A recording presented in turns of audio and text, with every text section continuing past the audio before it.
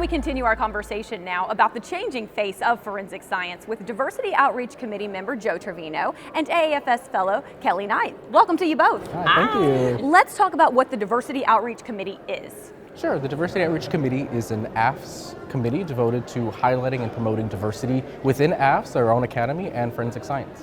Why do you think this was necessary, and why did you want to become a member? I think all of us want to see ourselves represented in forensic science, and I think that's a huge part of wanting to belong to something. So I think that was started because people did want to belong. Kelly, I see you nodding along. You agree? Everybody wants to feel included and like they belong, so I agree. Absolutely. Okay, let's talk about what some of the goals are for this committee. I think our goals have changed over the years, but I think really fostering that sense of belonging in the academy, but also forensic science. We also want to be an educational resources for people who might not understand what diversity means, or that understand that diversity means embracing everyone's perspectives and experiences. We want everyone to feel that they belong here and that they are productive in this. You know, in the past, and I would like both of you to weigh in on this, in the past, what do you think the biggest barriers have been when it comes to minorities in forensic science?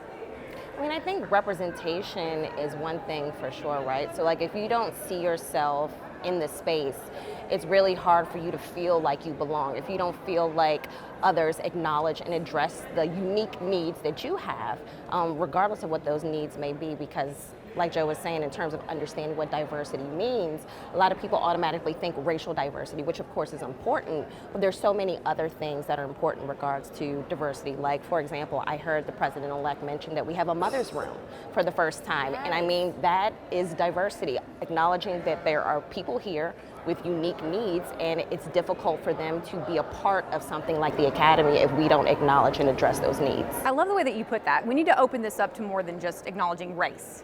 You agree? But I think that the barriers sort of change depending on who you talk to. Unfortunately, different minority groups or marginalized groups face many different barriers, so it really depends on who you ask. Representation is one of the bigger ones though, just seeing yourself represented. Sometimes it's access, sometimes it's not knowing that those opportunities are there. What is forensic science? Can I be there? You can. Right. Yeah. Kelly, you are molding the young minds at George Mason University. You are a STEM accelerator. You talk with and teach these young girls at a very young and critical age, really. How important do you think it is for these young girls to see you, to see a minority in this, you know, to reach the levels that you have? Absolutely, it's so important. You know, research shows that at middle school, we really start to see a decline in girls who are interested in STEM and STEM fields. And so the younger we can get them, the better, right? When we can capture them when they're still excited and interested before we get them all jaded about, you know, all of the negative stereotypes that come with being a woman in STEM, you know, the better it is we can provide them with the skills that they need in order to be successful as they continue not only through their elementary, middle, and high school years, but as we think about college and post-college, which is often a forgotten period of time where they still need that support.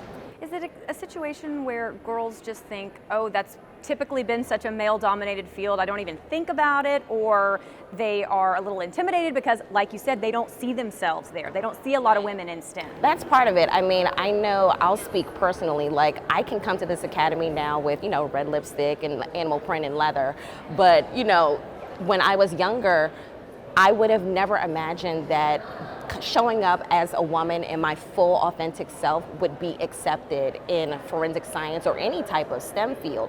And so I think the more we show the different ways that women can show up, that you can be a mom, that you can be into fashion, that you can be all of these quote unquote girly things that are considered like stereotypical girly things, but that's not like what you're limited by. You can still be a scientist, and people, you know, can look at you in different ways without thinking, oh, she's just a girl, you know, she can't do science. Right. You check a lot of boxes. You Absolutely. can check a lot of boxes. And I call that bringing flair to forensic science. That's it. I love that. All right, Joe, for somebody who may be watching and they might want to become a member of the Diversity Outreach Committee, how might they do so? We do have a web presence now. We do have an email and a contact info, and so we do have members who are on the board. You can contact us if you have ideas, if you would like anything to contribute, if you have a unique perspective we might not know about. Please contact us. Please let us know what we're missing and who we're missing. Wonderful. Well, our thanks to you both, and thank you for all the work you're doing. Appreciate it. Thank you so much.